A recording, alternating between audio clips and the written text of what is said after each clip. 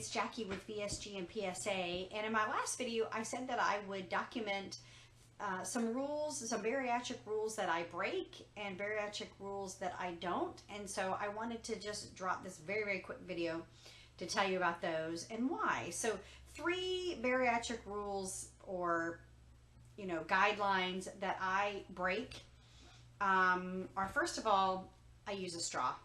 So we're told not to use straws to drink out of, especially right after surgery. And I don't know really if it's just forever and ever on men, you're not supposed to drink out of straws, but certainly in the first couple of weeks. And the reason you're told that you shouldn't use straws is because you're going to introduce too much air into your belly, or you're going to drink things too quickly. But probably starting at about, I would say, 7 weeks post-op, I actually switched to using a straw to drink my water, because I found that that was the way that I was getting my water in quickest.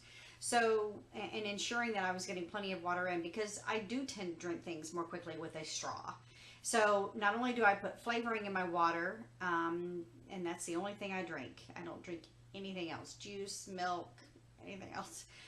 So I put flavorings in it, sugar-free flavorings that I've shared before, but I use a straw.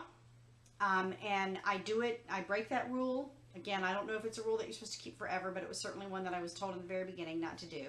But I use it. I don't find that it introduces more air into my stomach. I don't find that I'm burping or belching, or, you're only drinking, or supposed to be drinking, up to 30 minutes before you eat and only 30 minutes after you eat. So I'm not drinking while I eat. So I don't have a problem with that, but I use straws because that is the way that I make sure I get my water in. If I have a straw here and I can quickly drink and take a couple of sips, and of course the further you get out from your surgery, the more you can swallow at one time. In the very beginning, if I accidentally took a big swig of water and then swallowed it, it hurt. And it was painful. And so you learn that lesson really quickly. Small, tiny little sip, sip, sip, as they say in the beginning. But now, rule I break, I use straws. The other rule that I break is you're not supposed to chew gum. So again, I don't know if this was a rule only in the beginning or if it is forever, but I do chew gum. I am a gum chewer. I've always been someone who likes to chew gum. I don't like the breath strips. To me, they're too strong, and I always feel like my mouth is burning or something when I use those breath strips, and I don't want to use any other kind of sugar-free mints for my breath. But I do like to chew gum, and I don't know if it's necessarily a bad habit, but I do, and I chew sugar-free gum, peppermint flavored gum, and even sometimes that is too strong. But anyway, I do chew gum. I've never swallowed a piece of gum in my entire life. Knock on every piece of wood. Here's a piece right there. I'll knock on that wood. Even as a young kid, when I would chew gum, I've never, and I don't chew big bubble gum. I don't chew gum that is not sugar-free. I chew just small pieces of gum, but probably have a piece of gum a day, if not more often. Oftentimes after lunch, it just makes my breath and teeth feel better. And so I do break that rule. I know that the danger or the risk with the reason they tell you not to chew gum is because if you swallow it, it could get caught in your stomach or fill it up, or some people I think have had issues where they had to have it removed surgically or something. But I do chew gum, and I'm not supposed to, but that is a bariatric rule I break. The third rule that I break, or the third thing that you're not supposed to do but I'm doing anyway, is I color my hair. So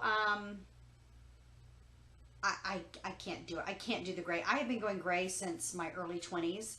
Like in college, I had a gray streak from right across here that looked okay when the rest of my hair was really dark, and then I had this neat looking gray streak that almost kind of looked like it was highlights or something.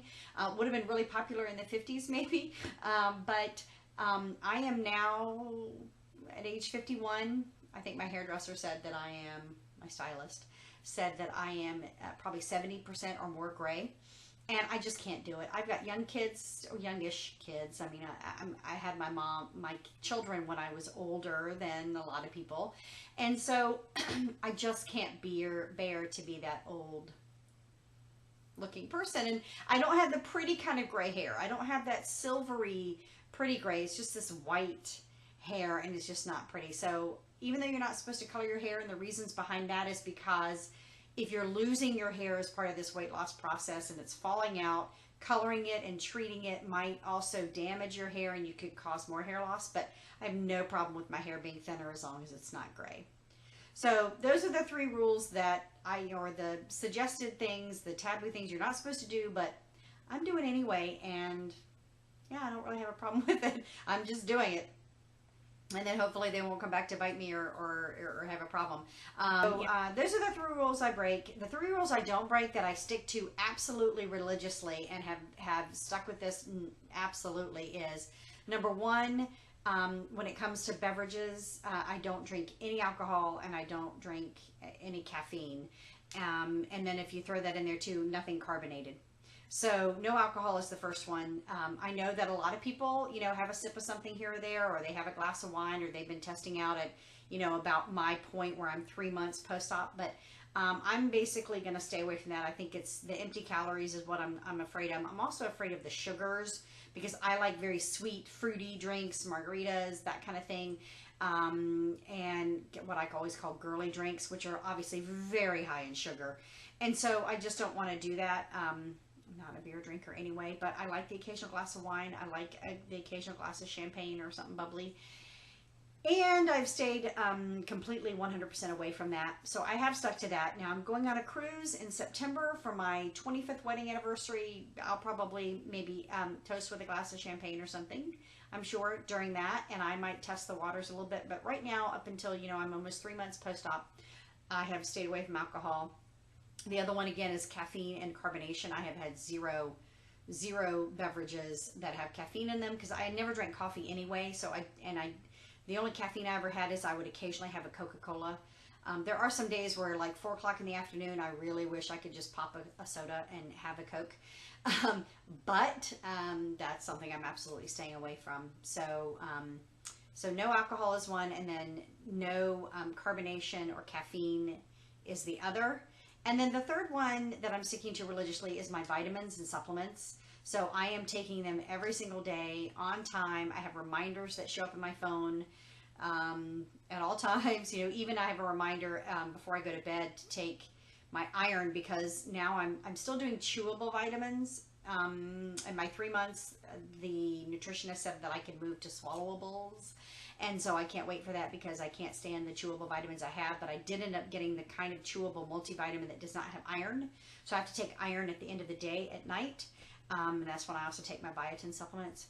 So, but I've stuck religiously to my vitamin regimen. And when I had my recent post-op blood work, it all looked great. There was no deficiencies in there at all. So I think that's why that I've really stuck to that religiously. So this went longer than I wanted, but I just wanted to share with you. Those are the 3 rules or 3, behaviors that I shouldn't be doing, but that I am. And then the 3 behaviors that I'm absolutely should be doing and absolutely am sticking with.